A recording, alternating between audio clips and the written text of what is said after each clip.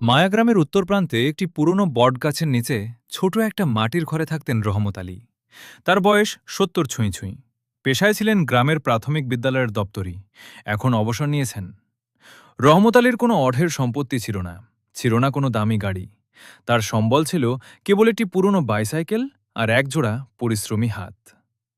গ্রামের মানুষ তাকে ডাকত মায়াগ্রামের বাতিঘর বলে, কারণ কারো বিপদ মানেই ছিল রহমত আলীর উপস্থিতি। নিঃস্বার্থ সেবার শুরু। রহমত আলীর পেনশনের সামান্য টাকা যা পেতেন তার অর্ধেকটাই তিনি খরচ করতেন গ্রামের অভাবী ছাত্রদের বই কিনে দিতে আর অসুস্থদের ওষুধপথ্য জোগাতে। তার নিজের ছেঁড়া জামায় তালি থাকত, কিন্তু গ্রামের কোনো শিশু টাকার অভাবে স্কুল ছেড়ে দেবে এটা তিনি সহ্য করতে পারতেন না। একবার গ্রামে প্রচণ্ড কলেরা দেখা দিল। মানুষ ভয়ে ঘর থেকে বেরোচ্ছিল না। তখন রহমত আলী নিজের প্রাণের মায়া ত্যাগ করে বাড়ি বাড়ি গিয়ে রোগীদের সেবা করেছেন। কেউ যখন জিজ্ঞেস করত, রহমত চাচা, আপনার নিজের শরীরও তো ভালো না, কেন এসব করছেন? তিনি ম্লান হেসে বলতেন, বাবা, মানুষ তো একদিন যাবেই, কিন্তু যাওয়ার আগে যদি কারো মুখে এক ফোঁটা পানি তুলে দিতে পারি, তবেই তো এই জীবন ধন্য। এক কঠিন পরীক্ষা শীতের এক কনকনে রাতে রহমত আলী খবর পেলেন গ্রামের বিধবা কুলসুম বিবির ছোট ছেলেটা জ্বরে নীল হয়ে যাচ্ছে। কুলসুমের ঘরে না আছে খাবার, না আছে ওষুধ। বাইরে তখন হাড় কাঁপানো বাতাস আর ঝিরঝিরে বৃষ্টি। রহমত আলী তার একমাত্র পুরনো কম্বলটা বগলে চেপে বেরিয়ে পড়লেন। বাজারে গিয়ে নিজের শেষ সম্বলটুকু দিয়ে ওষুধ কিনলেন। কুলসুমের ঘরে গিয়ে দেখলেন বাচ্চাটি শীতে কাঁপছে। তিনি নিজের কম্বলটা পরম মমতায় বাচ্চাটির গায়ে জড়িয়ে দিলেন এবং সারা রাত বসে তার সেবা করলেন। ভোরে যখন বাচ্চাটির জ্বর নামল, রহমত আলী ঠান্ডায় কুঁকড়ে যাচ্ছিলেন, কিন্তু তার চোখে ছিল এক অপার্থিব তৃপ্তি। শহরের ধনকুবেরও রহমত আলীর পাঠ। একদিন শহর থেকে এক বড় ব্যবসায়ী গ্রামে এলেন একটি কারখানা খোলার প্রস্তাব নিয়ে। তিনি দেখলেন গ্রামবাসী তার চেয়ে রহমত আলীকে বেশি সম্মান দিচ্ছে। ব্যবসায়ী বিরক্ত হয়ে রহমত আলীকে ডেকে বললেন, শুনুন মুরব্বী, আমি এখানে কোটি টাকার ইনভেস্ট করব, অথচ লোকে আমাকে বাদ দিয়ে আপনার গুণগান গাইছে কেন? আপনি তাদের কি দিয়েছেন? রহমত আলী শান্ত গলায় বললেন, বাবা, আপনি তাদের দালান দেবেন, কলকারখানা দেবেন, কিন্তু আমি তাদের দিয়েছি আমার সময় আর একটুখানি ভালোবাসা।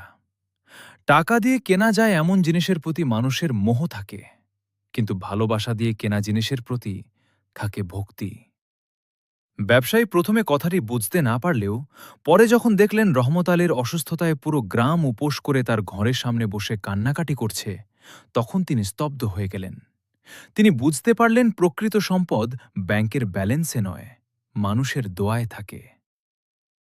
জীবনের শেষ পাঠ রহমত আলী যখন মারা গেলেন, সেদিন মায়াগ্রামে যেন শোকের পাহাড় নেমে এলো। কেবল মানুষ নয়, গ্রামের পশু পাখিরাও যেন স্তব্ধ হয়ে গিয়েছিল।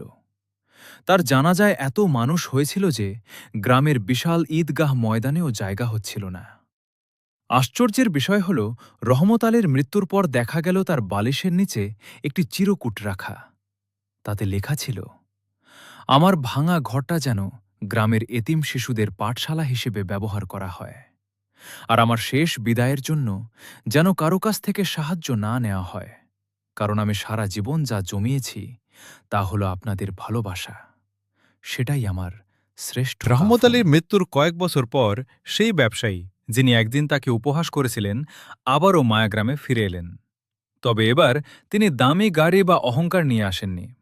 তিনি এসেছেন রহমত আলীর সেই পুরনো মাটির ঘরের সামনে দাঁড়াতে। ব্যবসায়ী দেখলেন রহমত আলীর সেই ছোট্ট ঘরটি এখন আর জরাজীর্ণ নেই। গ্রামের তরুণরা মিলে সেটিকে একটি চমৎকার লাইব্রেরি আর অবৈতনিক কোচিং সেন্টারে রূপান্তর করেছে। সেখানে বড় বড় অক্ষরে লেখা রয়েছে, রহমত কুটির, যেখানে স্বপ্নরা ডানা মেলে। ব্যবসায়ী অবাক হয়ে দেখলেন গ্রামের সাধারণ মানুষগুলো নিজেদের সামান্য আয় থেকে টাকা বাঁচিয়ে এই পাঠশালাটি চালাচ্ছে। তিনি গ্রামের এক যুবকের কাছে জিজ্ঞেস করলেন, তোমাদের কাছে তো অনেক টাকা নেই, তবে এই প্রতিষ্ঠান চালাচ্ছ কিভাবে?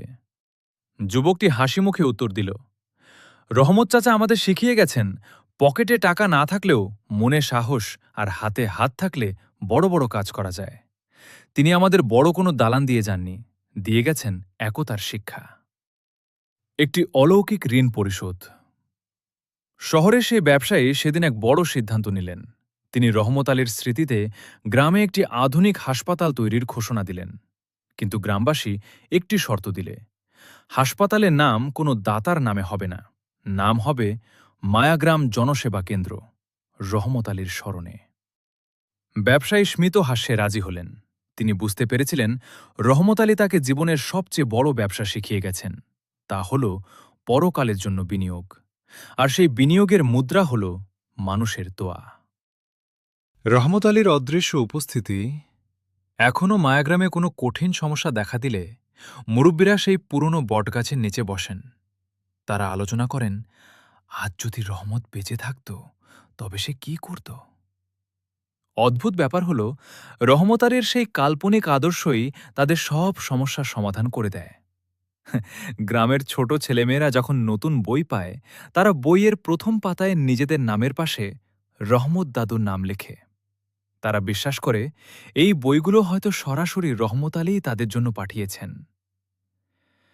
শেষ কথা, মায়াগ্রাম এখন আর অবহেলিত কোনো গ্রাম নয়। এটি এখন একটি আদর্শ গ্রাম, যেখানে কোনো মানুষ না খেয়ে ঘুমায় না, কোনো শিশু শিক্ষার আলো থেকে বঞ্চিত হয় না। আর এই সব কিছুর মূলে রয়েছে একজন সাধারণ মানুষের অসাধারণ জীবন। রহমত আলী শিখিয়ে গেছেন যে সুগন্ধি ফুল ঝরে গেলেও তার ঘ্রাণ যেমন বাতাসে থেকে যায়, তেমনি একজন ভালো মানুষের শরীর নশ্বর হলেও তার কাজগুলো অবিনশ্বর। কবরের নিস্তব্ধতায় থেকেও তিনি আজও পুরো গ্রামকে পথ দেখাচ্ছেন। তিনি সত্যিই মায়াগ্রামের সেই বাতিঘর, যার আলো কখনো ফুরোবার নয়। ভালো মানুষ হওয়া কঠিন কিছু নয়, শুধু নিজের সুখে অন্যদের অংশীদার করে নিলেই পৃথিবীটা স্বর্গ হয়ে ওঠে।